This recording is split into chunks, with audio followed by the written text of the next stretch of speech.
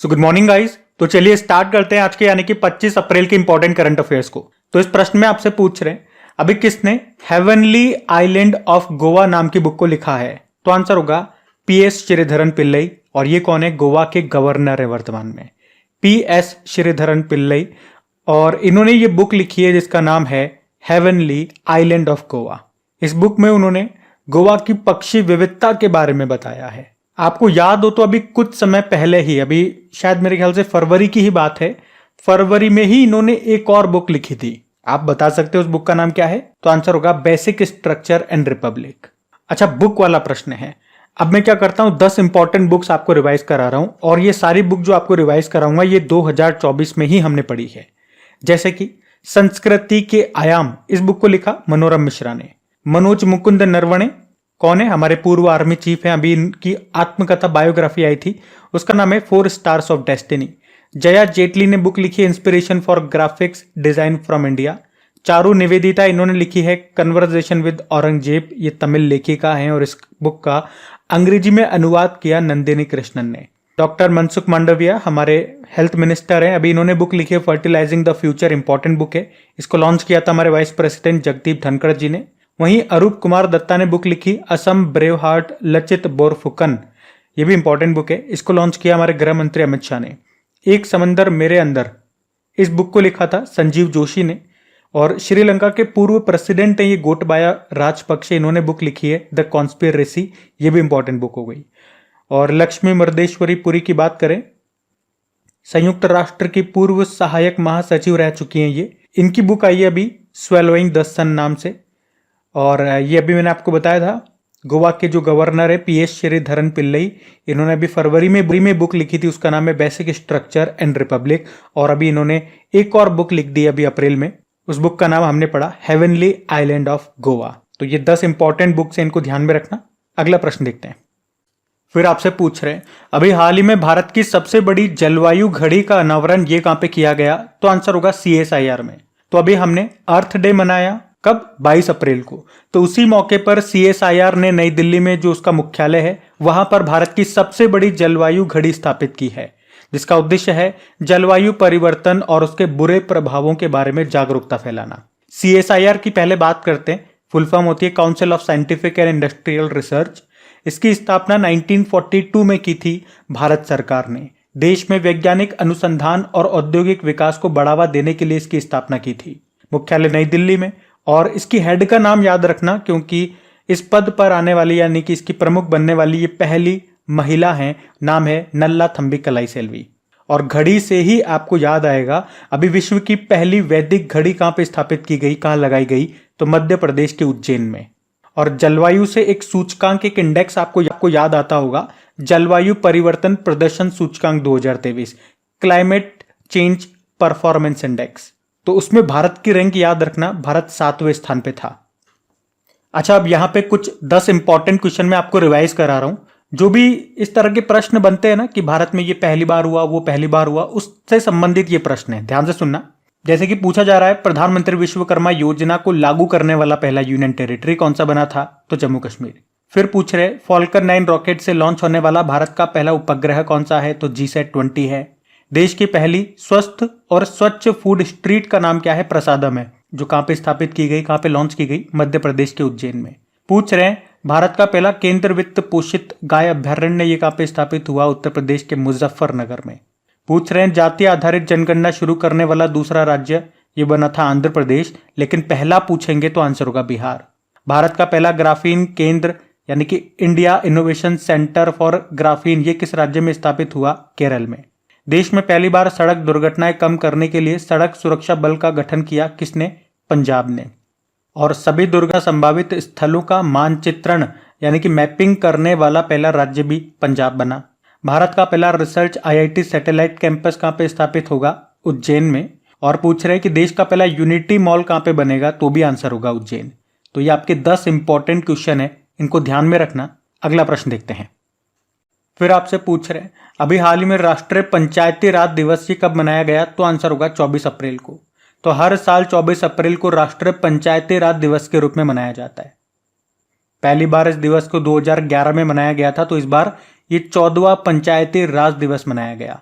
अच्छा, 24 अप्रैल को ही क्यों? क्योंकि 24 अप्रैल 1993 में 73वां संविधान संशोधन अधिनियम लागू हुआ था, इसीलिए हम इसे 24 अप्रैल को मनाते हैं। और इस 73वें संविधान संशोधन अधिनियम 1992 के द्वारा भारत में पंचायती राज संस्थानों के साथ ही स्थानीय शासन की त्रिस्तरीय प्रणाली भी शुरू। तो त्रिस्तरीय प्रणाली ग्राम, ब्लॉक और जिला स्तर पर लागू होती है।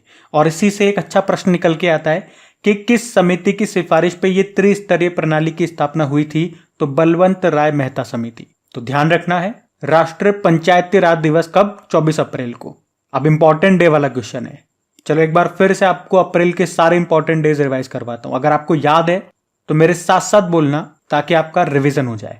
तो 1 अप्रैल को उत्कल दिवस मनाया था, 2 अप्रैल को वर्ल्ड ऑटिज्म अवेयरनेस डे, 4 अप्रैल को खदान जागरूकता दिवस, 5 अप्रैल को अंतर्राष्ट्रीय अंतरात्मा दिवस, 5 अप्रैल को ही राष्ट्रीय समुद्र दिवस, 6 अप्रैल को अंतर्राष्ट्रीय खेल दिवस, 6 अप्रैल को राष्ट्रीय हस्त निर्मित दिवस और नेशनल लाइब्रेरी डे, 7 अप्रैल को वर्ल्ड हेल्थ डे, 10 अप्रैल को वर्ल्ड होम्योपैथी डे, 11 अप्रैल को राष्ट्रीय सुरक्षित मातृत्व दिवस और वर्ल्ड पार्किंसन डे, 12 अप्रैल को मानव अंतरिक्ष उड़ान का अंतर्राष्ट्रीय दिवस यानी कि international day of human space flight, 14 अप्रैल विश्व चगास रोग दिवस, 14 अप्रैल को ही वर्ल्ड क्वांटम डे और B.R. अम्बेडकर जी की भी जयंती होती है, उस दिन को हम इक्वेलिटी डे के रूप में भी मनाते हैं।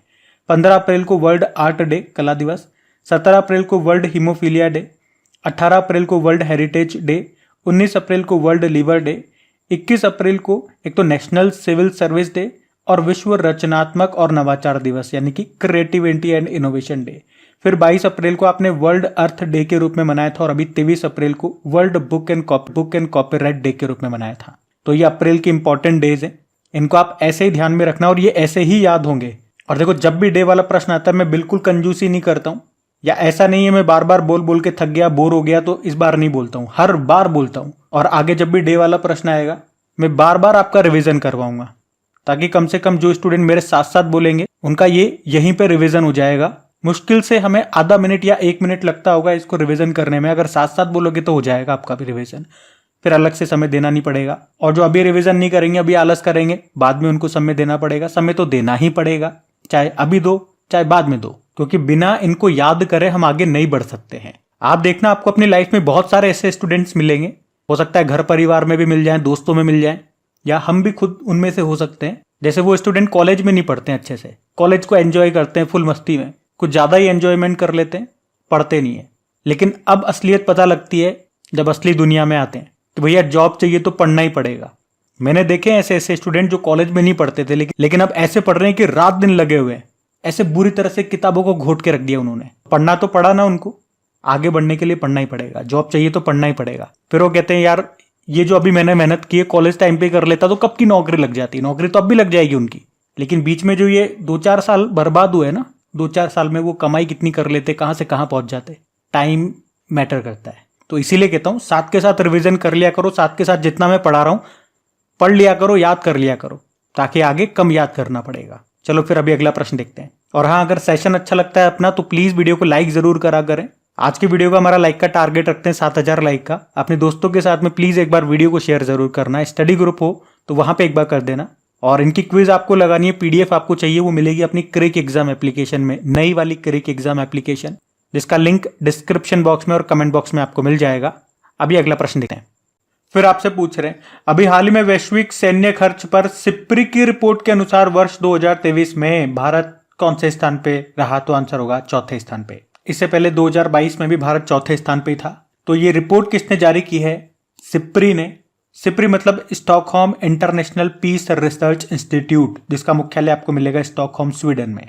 और इस रिपोर्ट में क्या बताया जाता है? तो ये अपनी रिपोर्ट में सेना से संबंधित डेटा रिलीज करता है, जैसे कि सैन्य खर्च के मामले में कौन सा देश किस स्थान पर है, न्यूक्लियर वेपन्स किसके पास ज्यादा हैं, कौन सबसे ज्यादा हथियार खरीद रहा है, कौन सबसे ज्यादा हथियार बेच रहा है, इस तरह की ये रिपोर्ट जारी करता है। इस बार की सिप्री की ये रिपोर्ट क्या बताती है कि 2023 में सैन्य खर्च के मामले में कौन सा देश किस स्थान पर है? तो पहले स्थान पे रखा अमेरिका को, दूसरे पे चाइना को, तीसरे पे रशिया को और चौथे पे भारत को रखा है। मतलब सबसे ज्यादा अपनी सेना पे खर्च अमेरिका करता है और इस मामले में भारत चौथे स्थान पर है। और इस रिपोर्ट में यह भी बताया गया कि 2023 में 2022 की तुलना में विश्व में सैन्य खर्च यानी कि जो मिलिट्री पे स्पेंड हो रहा है, जो खर्च हो रहा है, उसमें बढ़ोतरी देखी गई, वृद्धि हुई है। कितनी बढ़ोतरी हुई? 6.8% की। और भारत के रेस्पेक्ट में बात करें तो भारत ने 2023 में कितना मिलिट्री में खर्च किया? तो 83.6 बिलियन डॉलर।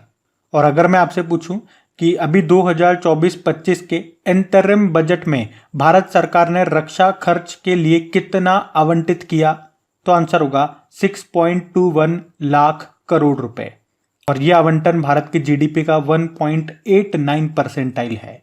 अच्छा, अभी कुछ समय पहले सिप्री की एक रिपोर्ट आई थी, उसमें बताया था कि हथियार आयात यानी कि हथियार को इंपोर्ट करने के मामले में टॉप पर कौन सा देश है, तो भारत उसमें टॉप पे था। और सबसे ज्यादा एक्सपोर्ट कौन करता है हथियारों का? सबको पता है, आंसर होगा अमेरिका। दूसरों को लड़ाओ, अपने हथियार बेचो, बस यही काम रहता है। और एक फायर पावर इंडेक्स आया था अभी, उसमें भी याद रखना भारत चौथे स्थान पे था। फायर पावर इंडेक्स क्या बताता है कि विश्व में किस देश की सेना कितनी शक्तिशाली है। तो भारत की जो सेना है वो विश्व की चौथी सबसे शक्तिशाली सेना है, आर्मी है। इसी तरह से शेयर मार्केट के मामले में भी भारत चौथे स्थान पे था। चलो एक काम करता हूं, 2024 के अभी जितने भी इंडेक्सेस, जितने भी सूचकांक हमने पढ़े हैं करंट अफेयर्स में, वो सारे मैं आपको रिवाइज करवाता हूं।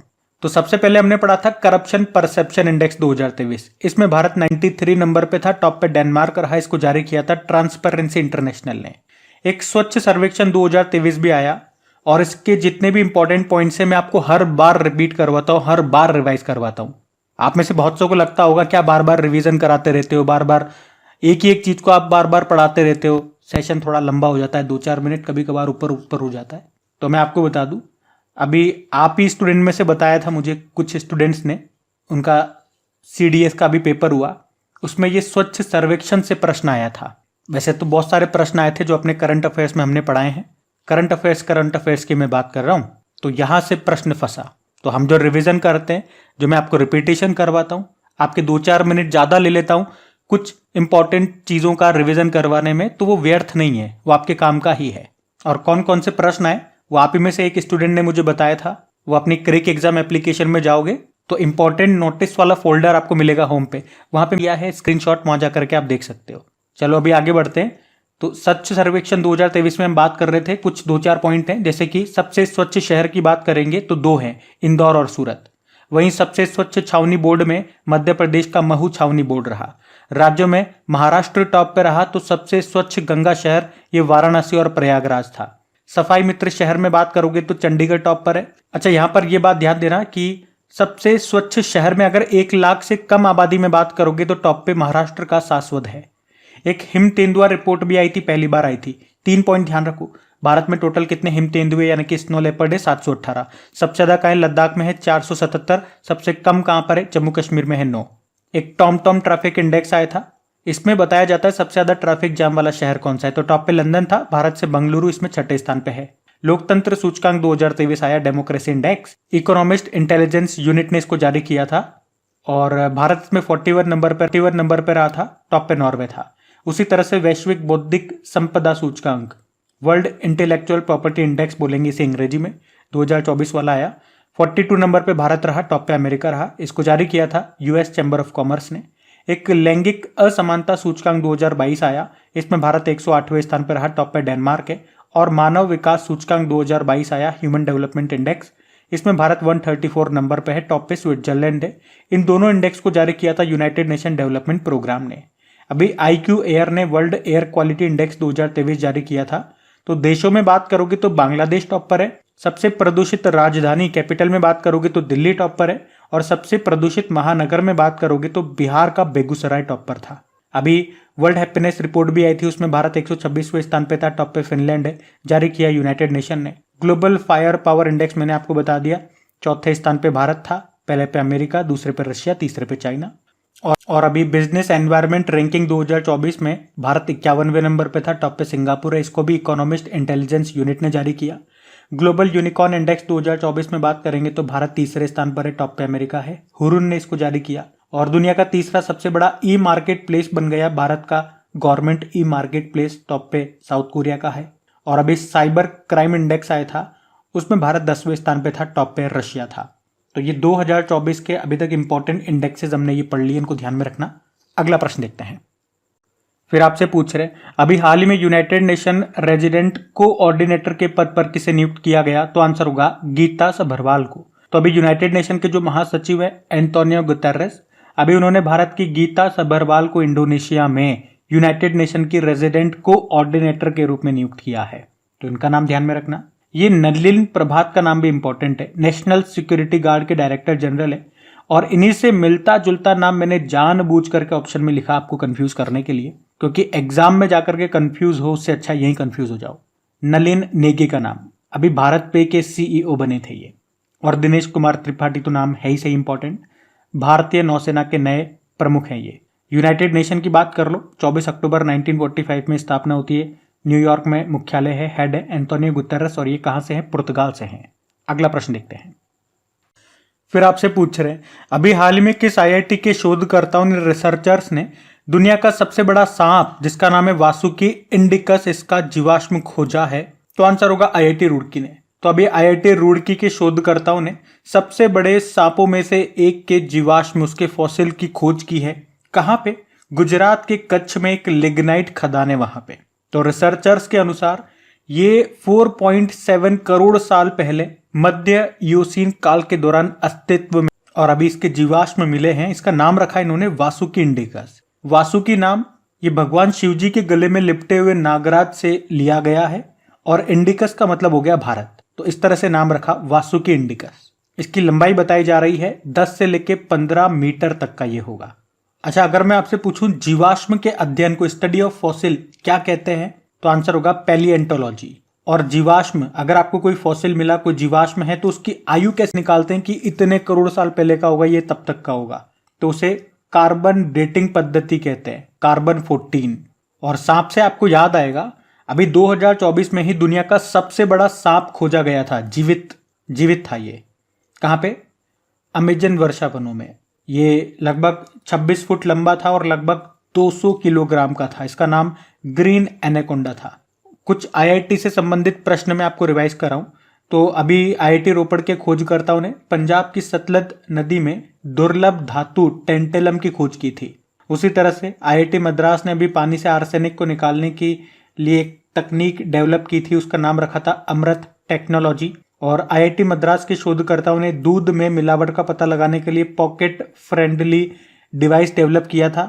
और आईआईटी मद्रास के शोधकर्ताओं ने समुद्री लहरों से बिजली उत्पन्न करने वाली तकनीक भी डेवलप की थी। तो इस तरह से ये कुछ आईआईटीज न्यूज में थे, इनको ध्यान में रखना। अगला प्रश्न देखते हैं। फिर आपसे पूछ रहे हैं अभी आईपीएल में 200 विकेट लेने वाले पहले गेंदबाज कौन बने? तो आंसर होगा यजुवेंद्र चहल। तो यजुवेंद्र चहल ये राजस्थान रॉयल के लिए खेलते हैं, और अभी मुंबई इंडियंस के मोहम्मद नबी को आउट करते ही वे आईपीएल में 200 विकेट लेने वाले पहले गेंदबाज बन गए हैं। उन्होंने 153वें मैच में ये उपलब्धि हासिल की है। अभी जो आईपीएल चल रहे हैं 2024, कौन सा संस्करण है? 17वां संस्करण है, और इसका स्पॉन्सर है टाटा। अभी आईपीएल से संबंधित कई सारे प्रश्न हम पढ़ रहे हैं, जैसे कुछ एक मैं आपको रिवाइज कर रहा हूं। तो आईपीएल इतिहास में सर्वाधिक रन बनाने का भी रिकॉर्ड किस टीम ने बनाया? सनराइजर्स हैदराबाद। कितना? 287। और आईपीएल इतिहास में सर्वाधिक शतक किसने लगाए? विराट कोहली ने। कितने? 8। अगर पूछे टी20 में 300 विकेट लेने वाले पहले विकेट कीपर बने महेंद्र सिंह धोनी। टी20 में 12,000 रन बनाने वाले पहले विराट कोहली। महेंद्र सिंह धोनी के बाद आईपीएल में 250 मैच खेलने वाले दूसरे खिलाड़ी बन गए रोहित शर्मा। और भी 500 टी20 छक्के लगाने वाले भी पहले भारतीय बने रोहित शर्मा। और आईपीएल की सर्वकालिक महान टीम का कप्तान बनाया गया था महेंद्र सिंह धोनी को। अब आप मुझे बताओ कि अभी महेंद्र सिंह धोनी अभी किस ब्रांड के ब्रांड एम्बेसडर बने थे भारत में? अभी कुछ दिन पहले ही हमने पढ़ा था, ये तो आपको पता होगा ही सही। बताओ फिर कमेंट बॉक्स में। हम अगला प्रश्न देखते हैं। फिर आपसे पूछ रहे कि अभी अप्रैल 2024 में शोम्पेन जनजाति ने कहां पर पहली बार लोकसभा 2024 के लिए मतदान किया? तो आंसर होगा अंडमान निकोबार। तो अभी अंडमान निकोबार की कुछ महत्वपूर्ण ट्राइब्स हैं, पहले तो वो मैं आपको बता रहा हूं, जैसे कि शोम्पेन हो गया, सेंटलीज हो गया, जारवा हो गया, ओंग हो गया। तो ये कुछ महत्वपूर्ण जनजातियां हैं जो कि अंडमान निकोबार में मिलती है। और अभी इन्हीं में से एक ये है शोम्पेन ट्राइब। और इसने लोकसभा चुनाव में पहली बार हिस्सा लिया। ये भारत के विशेष रूप से सबसे कमजोर जनजातीय समूहों में से एक है, यानी कि पीवीटीजी ग्रुप में आते हैं ये। पीवीटीजी क्या होता है? सबसे कमजोर जनजातीय समूहों को पीवीटीजी कहा जाता है। फुल फॉर्म होती है पर्टिकुलरली वल्नरेबल ट्राइब ग्रुप। अच्छा, यहां से भी आपके 2-3 अच्छे प्रश्न बन जाते हैं। पहला प्रश्न तो ये बन जाएगा कि किस आयोग के द्वारा विशेष रूप से कमजोर जनजातीय समूह यानी कि पीवीटीजी की एक अलग श्रेणी बनाई गई थी? तो याद रखना, डेबर आयोग 1973 में। और पूछे पीवीटीजी में कितनी ट्राइब शामिल हैं? 75। अच्छा, अगर क्वेश्चन पे आते हैं हमारे, तो मैं आपको यह भी बता दूं कि 2011 की जनगणना के अनुसार केवल 229 लोगों की आबादी ही इस ट्राइब में पाई गई। मतलब इस जनजाति में, इस ट्राइब में 229 लोग ही थे जब ये जनगणना हुई थी। अभी हो सकता है बढ़ गए हो सकता है घट गए हो, लेकिन ये डेटा है तो डेटा से प्रश्न बनते हैं। तो याद रखना, अभी पहली बार इस ट्राइब के 7 सदस्यों ने अंडमान निकोबार की एकमात्र लोकसभा सीट के लिए मतदान किया। यहाँ वोटिंग बूथ का नाम था शोम्पेन हट, और ये आप इमेज में देख रहे हो। और यहाँ पे लिखा भी हुआ है, देखो, इलेक्शन का जो मैस्कॉट है, जो शुभंकर है, वो क्या है? निकोबार मेगापोड। ये भी थोड़ा सा ध्यान में रख लो। अच्छा, अगर आपसे पूछे कि वर्तमान में कौन सी लोकसभा के चुनाव हो रहे हैं, 18वीं लोकसभा, और अंडमान निकोबार से पूछे अंडमान और निकोबार इसको अलग करने वाली अक्षांश रेखा कौन सी है? 10 डिग्री अक्षांश। वीर सावरकर एयरपोर्ट पूछे कहां पर है? तो यहीं पर है, पोर्ट ब्लेयर, अंडमान निकोबार में।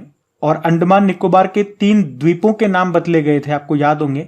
हेवलॉक द्वीप का नाम बदलकर स्वराज द्वीप कर दिया, रॉस द्वीप का नाम बदलकर सुभाष चंद्र बोस द्वीप कर दिया, और नील द्वीप का नाम बदलकर शहीद द्वीप कर दिया था। अच्छा, एक प्रश्न मैं आपके लिए छोड़ के जा रहा हूं, होमवर्क प्रश्न है आपका, ध्यान से सुनना। क्या है प्रश्न? कि भारत का एकमात्र ज्वालामुखी कौन सा है और कहां पर है? यह आपको बताना है कमेंट बॉक्स में। कई बार मैं आपको बता चुका हूं और आपको समझ में आ गया होगा ये प्रश्न मैंने आपसे क्यों पूछा है। अच्छा, इस तरह से ये मैंने आपको जनजातियां बताई ना। एक जनजाति और याद रखना, नीशी जनजाति, ये पाई जाती है अरुणाचल प्रदेश में। ये भी अभी काफी न्यूज में थी, हमने पढ़ा है। अच्छा, जनजातीय मामलों के हमारे मंत्री कौन है वैसे? अर्जुन मुंडा है। और जनजातीय गौरव दिवस कब मनाया जाता है? 15 नवंबर को, बिरसा मुंडा जी की जयंती को। तो ध्यान रखना ये सब बातें। अगला प्रश्न देखते हैं।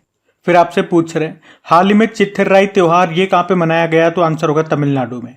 तो तमिलनाडु के मदुरै में मीनाक्षी मंदिर है और वहीं पे ये चिथिराई त्योहार मनाया जाता है। ये 15 दिनों तक मनाया जाता है और इस दिन भगवान विष्णु अपनी बहन यानी कि मीनाक्षी यानी कि मां पार्वती और भगवान सुंदरेश्वर यानी कि भगवान शिव जी, इनके विवाह समारोह में शामिल होने आते हैं, जिसे चिथिराई के रूप में मनाते हैं। तो सिंपल से याद रखेंगे, चिथिराई त्योहार ये कहां से संबंधित है, कहां मनाया जाता है? तमिलनाडु में। अच्छा, ये मंदिर आप याद रखना, ये मंदिर एक बार एग्जाम में पूछा गया था। मीनाक्षी मंदिर कहां पर है? तमिलनाडु के मदुरै में वैगई नदी के किनारे ये मंदिर स्थित है। अच्छा, तमिलनाडु के ही कुछ इंपॉर्टेंट महोत्सव में आपको रिवाइज कराऊं तो एक तो पोंगल उत्सव हो गया, ये तमिलनाडु में मनाया जाता है और इसी मौके पर यहाँ पे जल्लीकट्टू का आयोजन होता है, जिसमें क्या होता है आपको पता है, एक बेल को दौड़ाते हैं, फिर उसे कंट्रोल करना होता है। थाईपुसम त्योहार यहाँ का बड़ा फेमस है। उसी तरह से आदि पेरक्कू हो गया। तो ये तमिलनाडु के तो इंपॉर्टेंट महोत्सव हो गए। इसके अलावा भी 10 इंपॉर्टेंट महोत्सव मैं आपको और रिवाइज करवा रहा हूं, तो ध्यान से सुनना। तो बन्नी उत्सव ये आंध्र प्रदेश में मनाया जाता है। लोसांग फेस्टिवल मनाया जाता है सिक्किम में। सिग्मो फेस्टिवल ये गोवा में मनाते हैं। तानसेन समारोह का आयोजन होता है ग्वालियर मध्य प्रदेश में। अभी अंतर्राष्ट्रीय गीता महोत्सव ये कुरुक्षेत्र हरियाणा में मनाया जाता है, लेकिन अभी 2024 में किस देश में हमने मनाया ये भी याद रखना, श्रीलंका में। हेथाई अम्मन उत्सव ये भी तमिलनाडु का है, तो तमिलनाडु का ये एक और हो गया। देखो, बडागास समुदाय के द्वारा इसे मनाया जाता है। जल्लीकट्टू की हमने बात की, तमिलनाडु में मनाते हैं। कंबाला ये कर्नाटक का है, भैंसों की दौड़ होती है इसमें। मकर विलक्कू उत्सव ये केरल का है। केरल में जो सबरीमाला मंदिर है वहां पे इसका आयोजन होता है। ऊंट महोत्सव कहाँ पे होता है? राजस्थान के बीकानेर में। और मरु महोत्सव पूछेंगे तो इसका आयोजन होता है राजस्थान के जैसलमेर में। तो ये सारे ध्यान में रखना। अगला प्रश्न देखते हैं।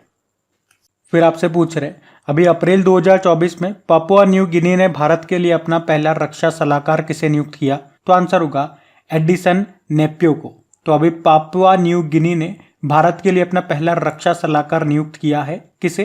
कर्नल एडिसन नेपियो को। और इस तरह से कर्नल एडिसन नेपियो ये पापुआ न्यू गिनी सरकार और सेना के बीच में एक कड़ी का काम करेंगे, एक चेन का काम करेंगे। इस नियुक्ति से सैन्य आदान प्रदान और संबंधों को बढ़ावा मिलेगा दोनों देशों के बीच में।